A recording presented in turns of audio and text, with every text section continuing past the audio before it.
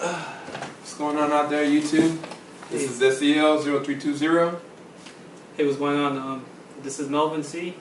1, 2, 3, 4, 5, 6. How y'all doing tonight? Or today? Or whenever y'all looking at this.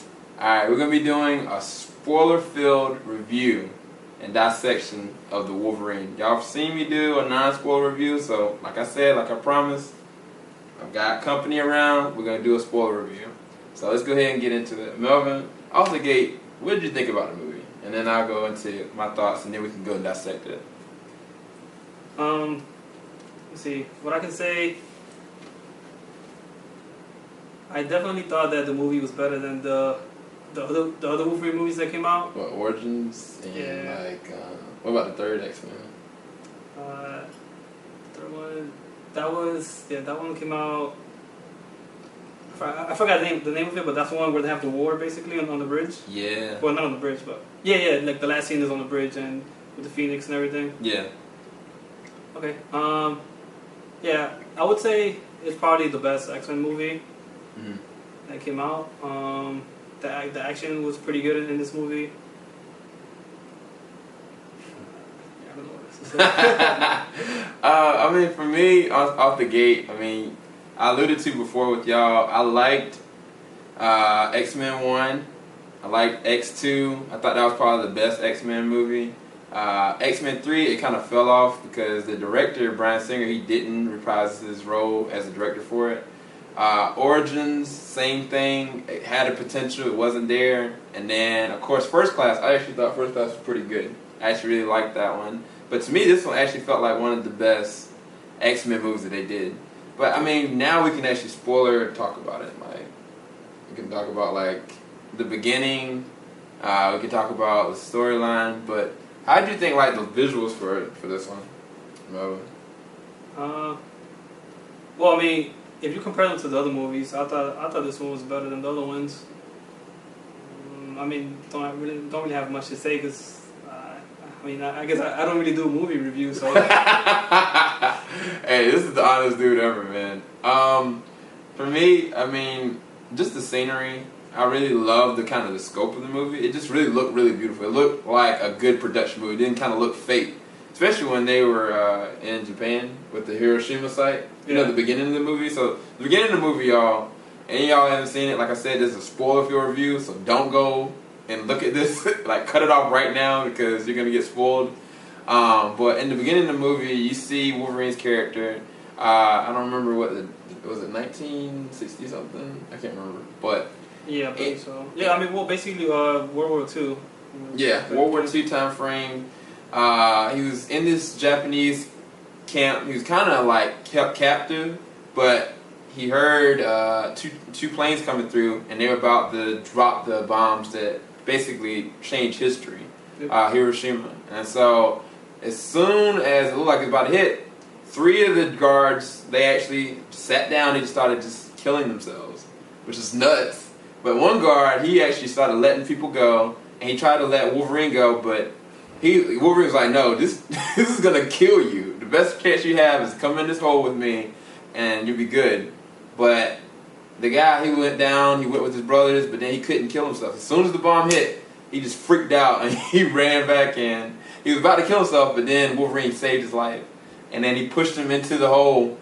And I think that's why I like the visual effects, because when he got in there and Wolverine kind of held him down like this, and you looked after that point, like his whole body was just burnt to crazy, man. It was nuts. Yeah. I really like that visual effect. That probably was the best scene in the movie, I think. Yeah. Just seeing Wolverine get burned completely, and then watching him regenerate and go back to, basically his skin and his hair just comes back. I thought that was one of the best scenes.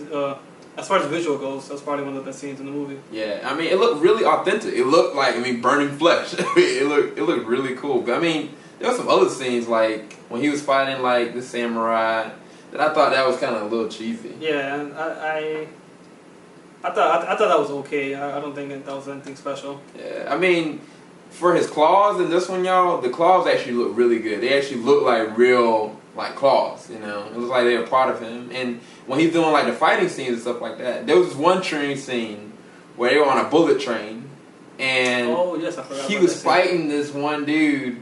Or no, it was 4 guys. And at this point, he's kind of vulnerable, which we'll go into what happens to him later. But he's vulnerable, so if he gets shot, he gets hurt. He could get killed. And so to try to defend himself, like he knocks one of them out, and then he gets knocked out himself out of the actual bullet train, just going like 600 miles per hour. Yeah, he's going super fast.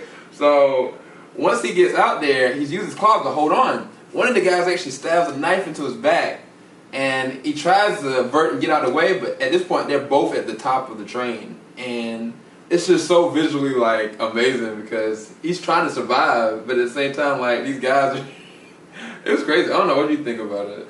Yeah, no, that was a pretty awesome scene too. Yeah. But those kind of visual effects for me, like they shine in the movie. So I mean, I think I'd give the visual effects maybe like a 5 out of 5. Just because they did a really good job with that. Now, I'll downgrade it to a 4 out of 5 because Silver Samurai, I think they could have made him a lot smaller, a little bit more well done. But what can you do? So, what do you give visual effects for this one as a rating out of 5? Yeah, for visual effects, I give it a 4 out of 5. So, I agree with you on that one. Okay, sweet. So the music, the score in this one, I'm really heavy on music. Y'all know this. I thought the score for this one was really kind of traditional. It fit with each element. If you were in Japan, you saw it. If you were in the beginning of the movie, it shows Wolverine. He's having this terrible dream, which was started looking like a good dream because it starred the person that played Phoenix or Jean Grey. Yeah. And he was just sleeping next to her. He was so happy. And then he realized that his claws were in her gut. And you see it. Like, she's bleeding. He's, like, trying to keep the blood in. And he's like, why? Well, no, I vowed I would never do this again. And she's like, you can't escape this. And so he wakes up. And he's in the middle of the woods. And he's just been living there ever since the last X-Men Last Stand. And so, because of everything that happened with him killing Jean, that's kind of messed up his mind on a mental level. Yeah. And when you see him in the woods, like the tone of the movie shows with the music, and it fits really good to me. But I mean, what do you think about like the beginning? Like once they kind of introduce where he's at, I guess kind of. Well, I mean, pretty much throughout the whole movie, you get to see how the fact that he killed Jean Grey like haunts him throughout the whole movie because every time he goes to sleep, I guess he always goes back to it. So. Oh, it's a flashback or something. Yeah, she's always having a flashback. So I thought it was pretty good that they actually started the movie kind of showing you, like, you know, like this is where kind of we left off. Yeah. And this was the last scene that happened from the next X-Men. And this, you know.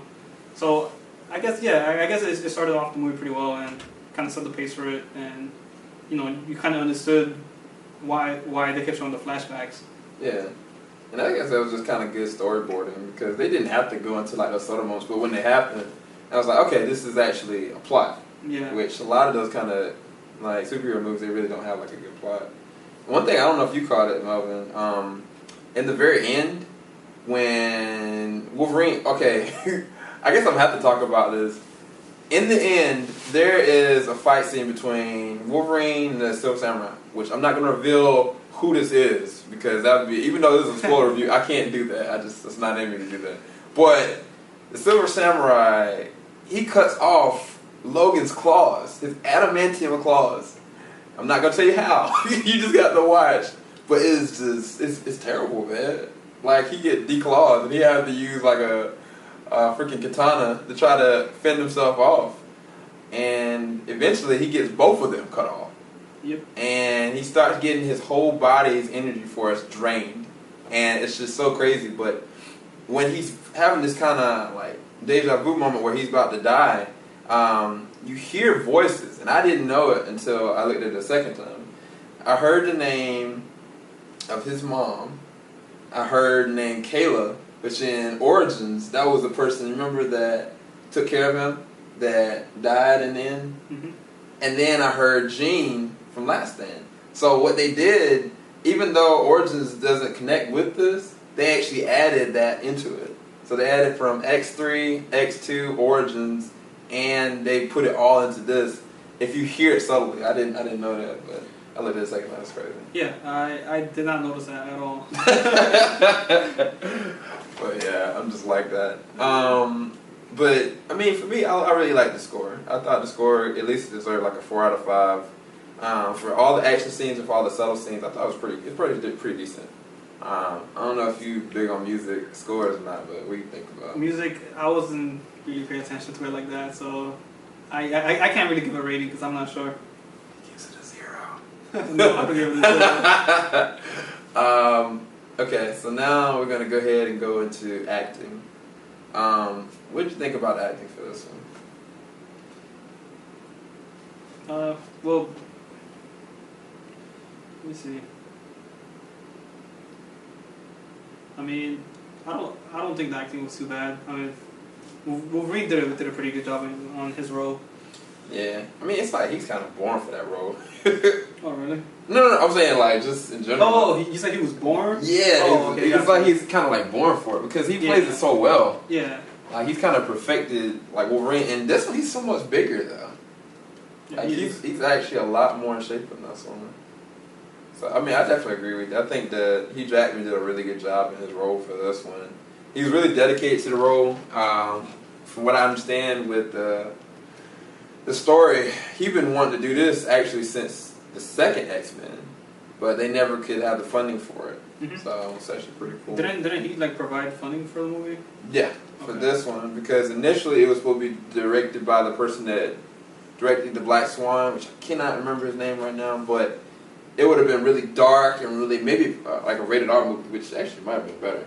If it was rated R, you actually see a lot of the gore and stuff like that. That would have been pretty cool. But they ended up backing off of it, so they weren't going to make the movie, but eventually he put his funding into it. They got a director and they made it. So it all worked out. I think there was a couple actors I did like. The guy that plays Shingen, you know, the guy with the bow and arrow? Yeah, like the what's his name? I forgot her name. Mariko. Mariko is the daughter. Okay. The daughter that tried to kill herself. The daughter that Wolverine eventually kind of falls for in a sense. Yep. Her dad.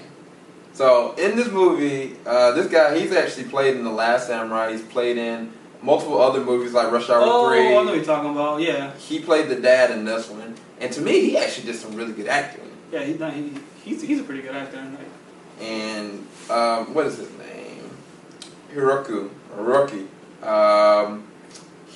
To me, he played the villain / the troubled son because you can understand where he's coming from, but the things that he's doing, it just doesn't make any sense. But he plays the role so well on a foreign level because most of the time it's either English or speaking Japanese. But he plays it so well through his eyes and through his acting, it's believable. Okay. You know, so. But I don't know, did anybody else stand out to you as far as? No, I mean, actually just those two characters. I don't know the other chick's name, the one with the poison, but... Oh, Lady Viper? Yeah. I didn't really like her, to be honest. And then when she, like, tear off her skin and she turned into whatever it was that she turned into. She turned into like a reptile. I was like, this is a Mortal Kombat movie going on. I didn't like that part. Yeah. I didn't think like her costume looked good at all. Yeah. I mean, the daughter, Mariko, I thought she did a decent job. It was like, in the beginning, I kind of didn't like her because Wolverine's trying to save her. She tries to kill herself at some point, y'all. And she just kind of nonchalant, get off of me. And then, like, he's fighting for her the whole time. And she's like, I don't know what you're saying. She's just, like, being so difficult. But I guess it helps out with their relationship because they get closer a lot easier because, like, she's so difficult in the beginning. Then towards the end, she's just completely supportive of everything he does. But, I don't know. I didn't like her in the beginning. Yeah, same here. I thought she was annoying. Yeah, I thought she was just annoying and just kind of hoping they would catch her or whatever. Yeah, we're gonna edit that out.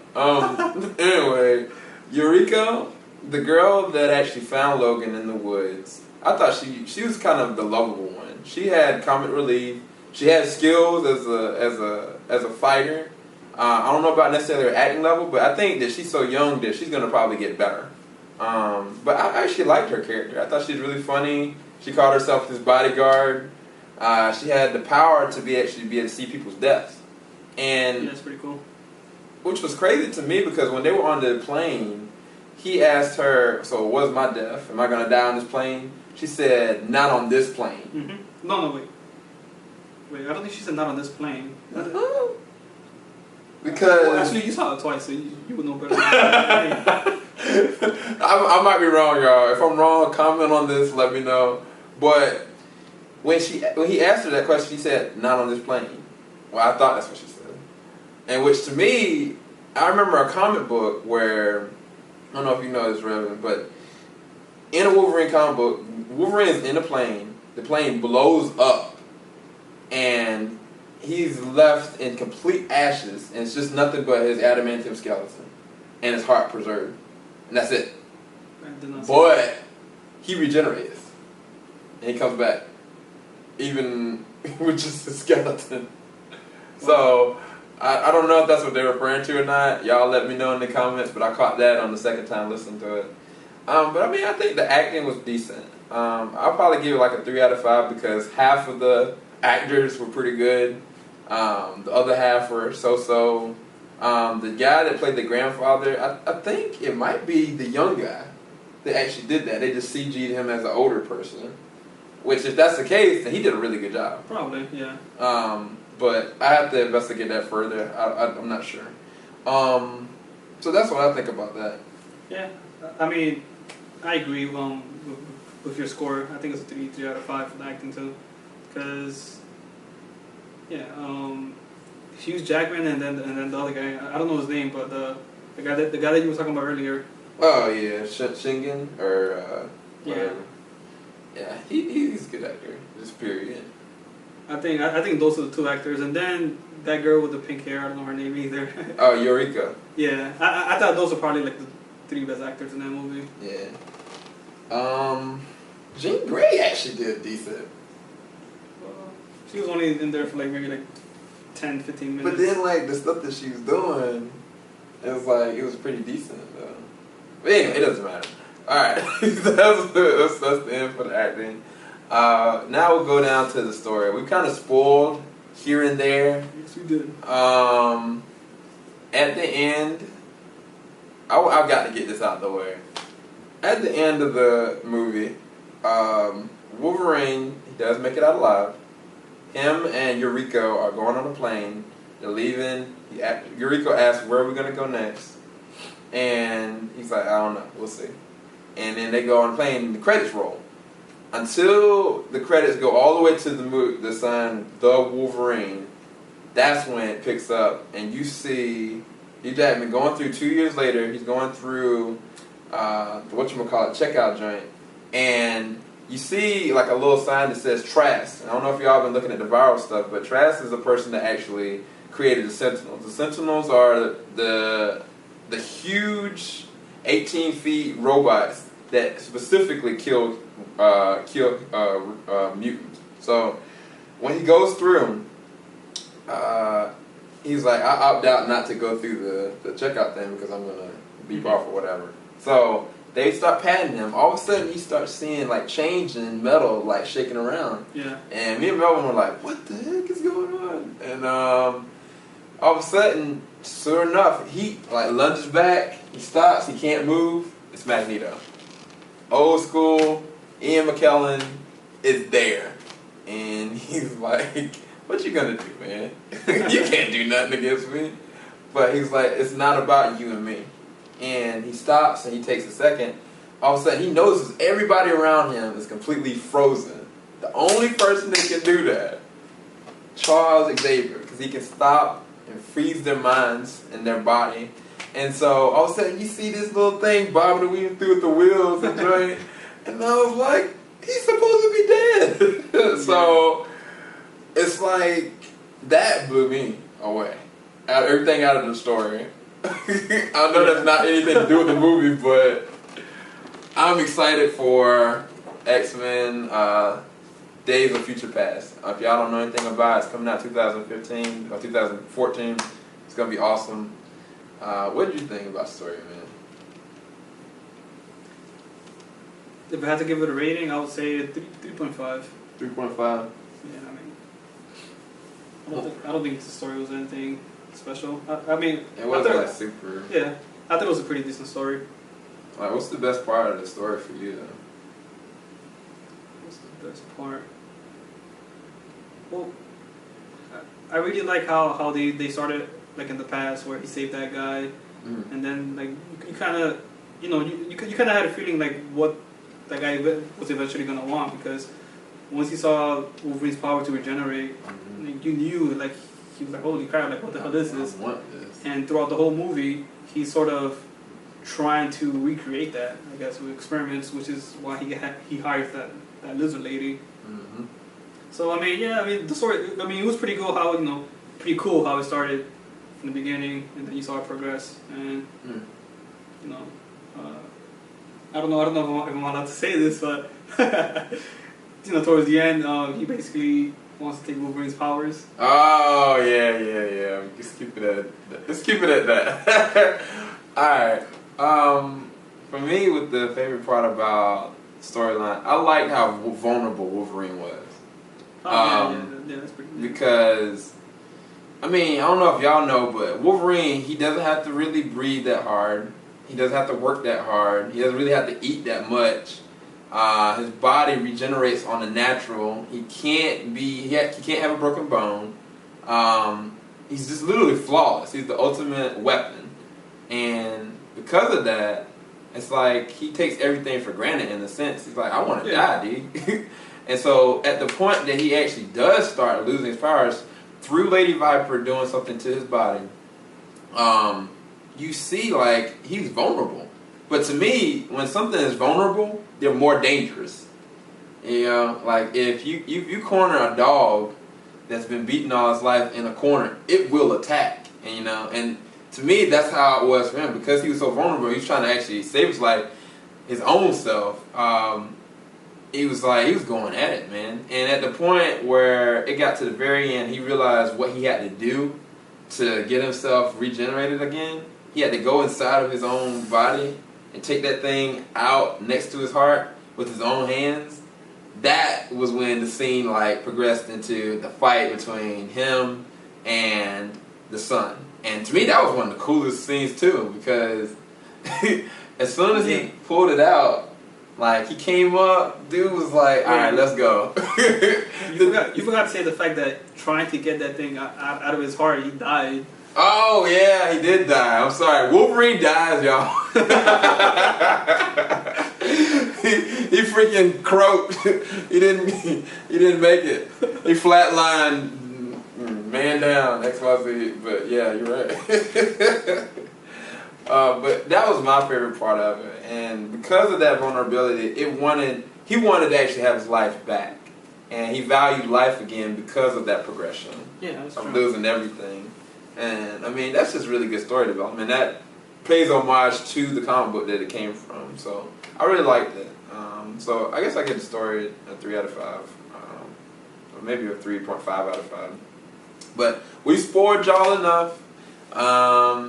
Melvin here, he's going to be doing a lot of other videos. It's going to be on the IT related, going to be in Espanol. It's going to be different variations of technological things that he's going to talk about. We're going to be doing some more reviews later on.